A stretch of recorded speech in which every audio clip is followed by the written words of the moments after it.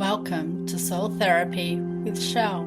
I am Chelle Griffin and I practice as a soul doula. I combine therapeutic knowledge and lived experience with a healthy dose of spiritual exploration. Feel welcome to join me as we learn and grow together, exploring the magic and wonderment of experiencing life on earth as a spiritual being. Welcome back to Soul Therapy with Chelle, and I'm joined here today by the absolutely delightful Carly Evans, known as Coach Carly. And Carly practices as a coach. She received her training through Inspired Spirit Coaching Academy, and this led her to create her business, Phoenix Transformation. And welcome, Carly. So happy to have you here. Thanks for having me. I appreciate it. And is there anything else in your bag of tricks that you would like to, your skill set that you would like to share with us? Yeah, well, I've had quite a diverse career so far, I suppose. So I set up my initial business, Phoenix Transformation, back in 2006, so a long time ago now. And then a few months after that, I actually entered into the workforce as a probation officer, and I stayed in the world of corrections as a probation officer, as a parole officer between London, Sydney and Perth for 18 years. And I literally just left that career this year. So I've had a really interesting mix between really going gung-ho with energy work as an energy facilitator, but also teaching Reiki and advanced healing techniques for that whole period of time that I was working as well as coaching. So my style of coaching very much ended up, even though I trained as a law of attraction coach originally, all my training in the criminal justice system, mental health, trauma, all that kind of stuff led to my style of coaching becoming very much about change and trauma and helping people recover from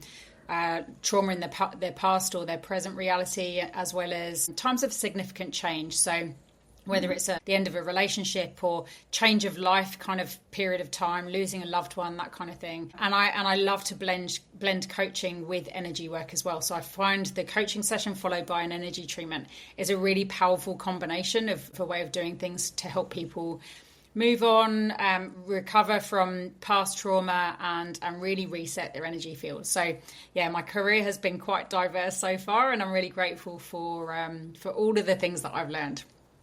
It sure has. And I love hearing people's backstory of all the stepping stones they've come across to allow you to be in the space that you're working now. I particularly really want to honor and acknowledge that you pay that particular attention to your clients in working with their reality, but then energetically freeing them of that stuck energy and allowing them that space to move through and release those emotions, attached to the memories so that they can free themselves up. And I see that we both have a similar tagline on our websites of supporting others to live a life they love. And I just love that. I really want to celebrate that. And tell me more about your work as a probation officer. You obviously would have been exposed to some really hard-hitting experiences, and I'm curious how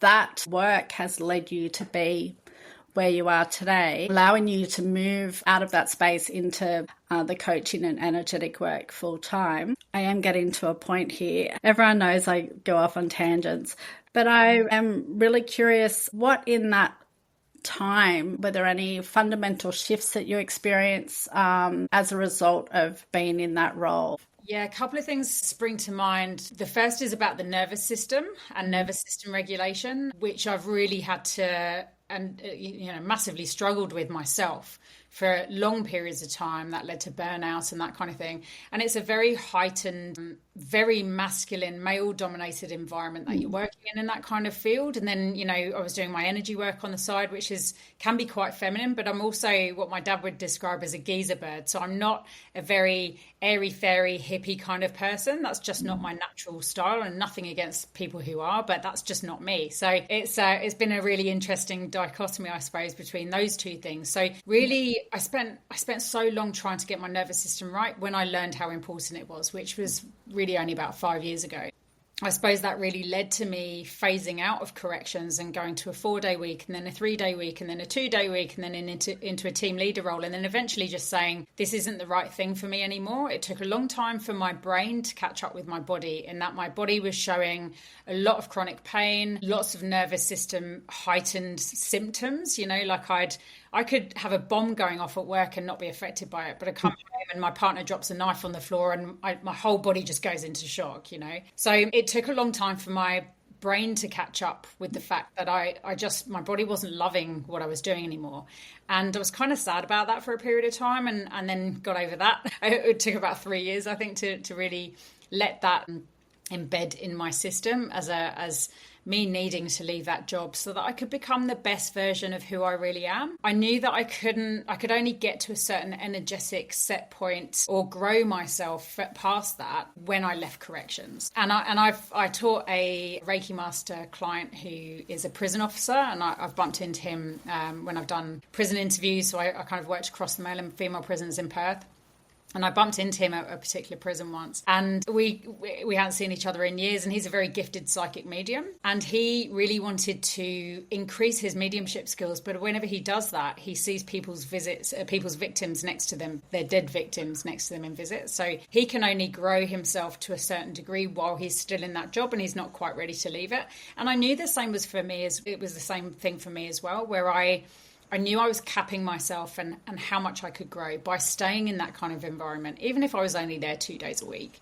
The negativity and the trauma that you're around, you can only calm your nervous system to a certain degree. And it's like you're always just trying to stop yourself falling off the hamster wheel rather than actually growing and progressing. And then the second part of, I suppose, how my career has shaped where I am now is they called me an expert in serial family violence offending. I don't necessarily like that term, but I suppose I have to acknowledge that that is my field of expertise.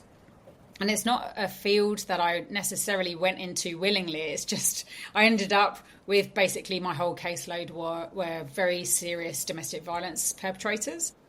And I spent a long time in my career working with perpetrators of really serious DV. While I was also in domestically abusive relationships myself for most of my adult life, so really until I was 38, most of my serious long-term relationships were abusive.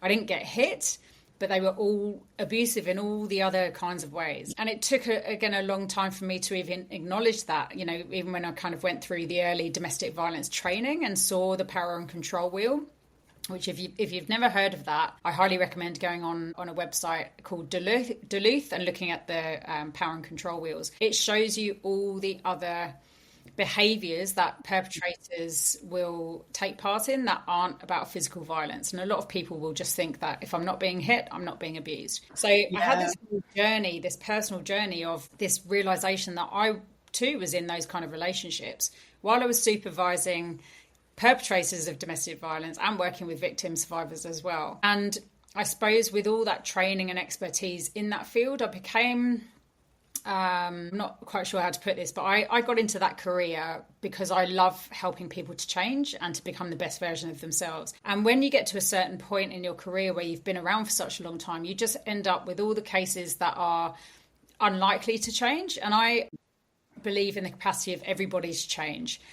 And my views on that have shifted. I believe in the capacity of most people to change, but the desire is a different thing. And I think that some people change to assist with their perpetration of abuse rather than to, remove those kind of behaviours within themselves. So I really found myself getting quite sick of going to work and being lied to all day long by the clients that I was trying to support, and working with people with psychopathy and with sociopathy and people who didn't care about other people, don't have empathy, which was such a conflict between what I was doing in my coaching space and energy work. And I was seeing more and more clients coming to me for coaching and energy work who were victim survivors of or actively in abusive relationships. And so I would spend time in my day job working with the perpetrators and then time with clients in my business helping them to become aware of what those behaviors were that were occurring in their relationship, and getting them to acknowledge that that was the kind of relationship that they were in, and then helping them increase their sense of self-love, self-worth, self-esteem, so that ultimately, usually, they end up leaving those relationships. Hence, I've been blamed for a lot of relationship breakups. I'm okay with that. That's a success. Yeah, so it's been a really interesting career, because I ended up, I left because I realized I just wanted to spend all my time helping people that really wanted to change, not just some of the week. Yeah, especially those that are incarcerated that may still be feeling quite resentful of that, the injustice of that, disbelief or denial of what they've been capable of and what they've put onto other victims. So if they're not showing up for themselves, they're just showing up because they have to tick a box, right? And if you're spending your time with people who are just ticking a box, then all those other people who are actually wanting to make a difference in their life and authentically change, whether they're a victim or a perpetrator, outside of the prison or not, that's where your value is. That's where your time, like your capacity, can really make a difference. I just really resonate with that. I was thinking of my own work I do, and it's been fed, that love for supporting others has been fed from that lacking in personal life, and the power wheel just does make so much sense. I'll put the link up in the show notes for sure. And one thing that came to mind when you said, I didn't get hit. And gosh, I hope we finally are able to reach a time where we don't need to identify the type of abuse that someone has experienced. It all has an impact in equal measure. Emotions are as fragile as a physical body. Scars can heal. Like, I'm not diminishing anyone who's been physically abused, because they're obviously also experiencing the emotional scars of that, but it's diminishing the other forms of abuse in our society, that a perpetrator is less of a perpetrator because he had coercive control or financial control, social control, emotionally abused and squashed self-esteem, but didn't lay a finger on someone. I think that really needs to shift within our society. Totally agree.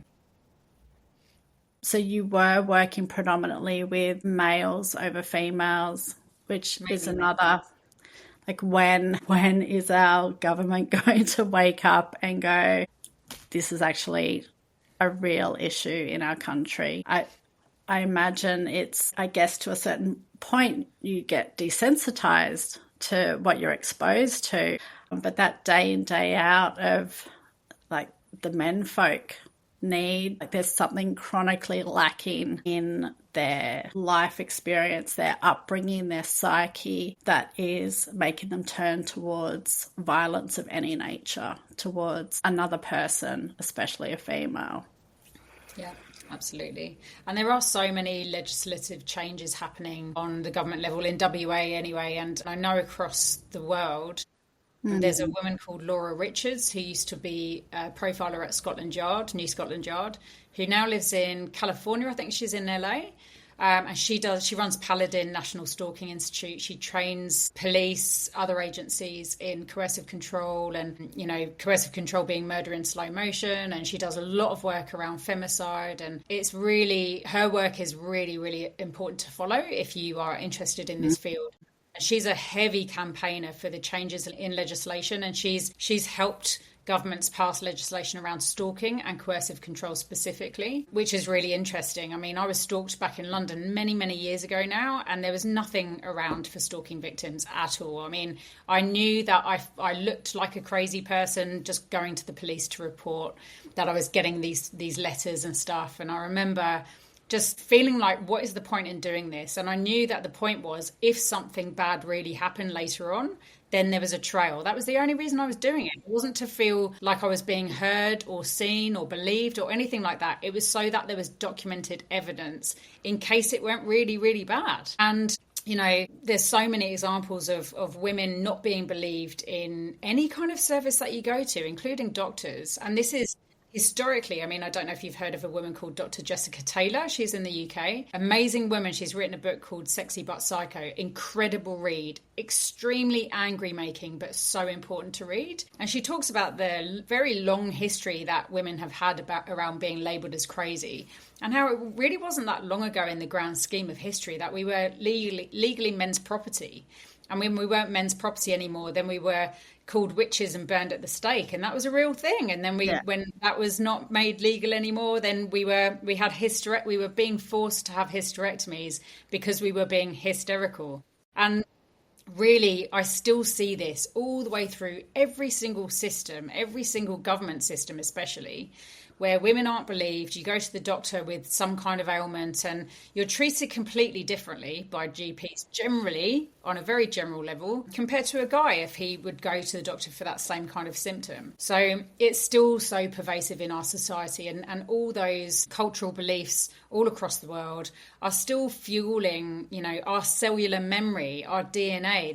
That stuff takes a long time to recover from. Generations. So us women are now in that space where we're fighting for our voice. And because we're fighting for our voice, like I just did a reel about this last week, where every time I go on and I do a video about men's violence towards women specifically, because those are the alarming statistics, there's always someone that comes on and says, yes, but, and they'll give some kind of stats around, how women are like that towards men too. And the suicide rate for men is XYZ because of women and all this kind of stuff. And I'm like, but you're invalidating the cause that I'm talking about, the one specific cause that I'm talking about. That's like me saying, or, me talking about the alarming rate of Aboriginals in the prison population, which is generally around 80% compared to 3% in the population.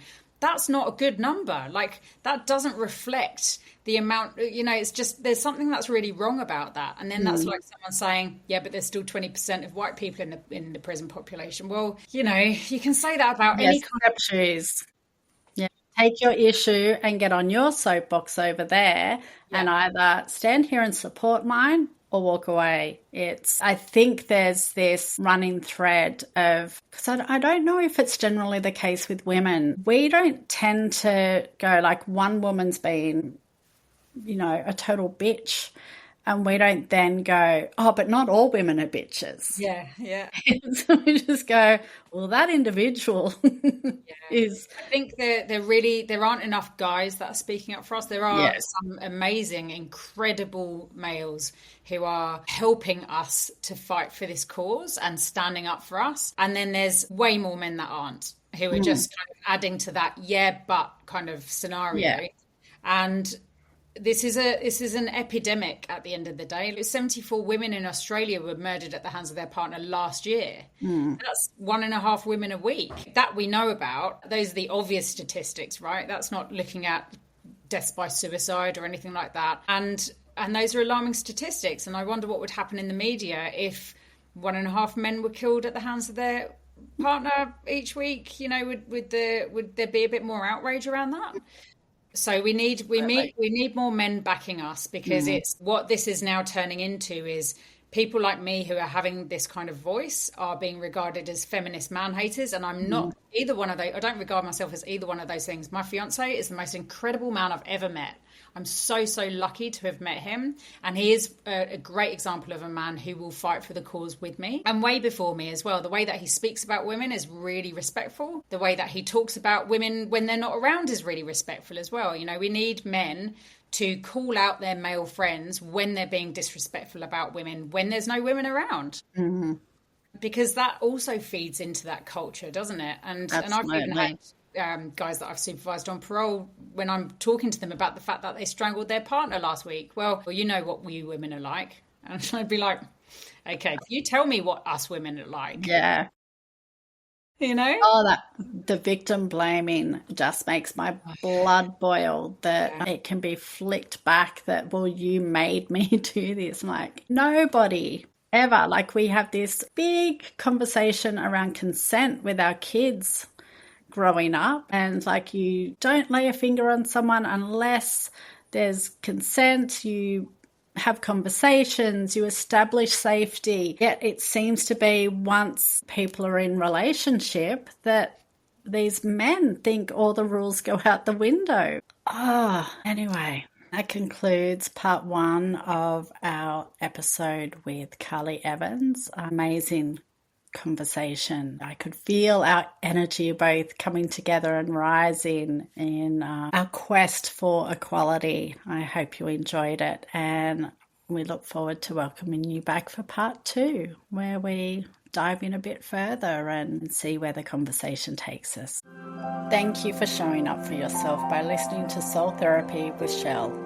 Feel welcome to subscribe to my podcast, share the pod with your friends, family, colleagues and neighbours, and please, if you are willing, I would absolutely love a 5-star review to give my little pod a boost in the algorithms. For further detail on how to work with me, please visit my website www.chellegriffin.com or find me on the socials. I hope you'll join me on my next episode. Till then, go gently and intentionally. With care, Chelle.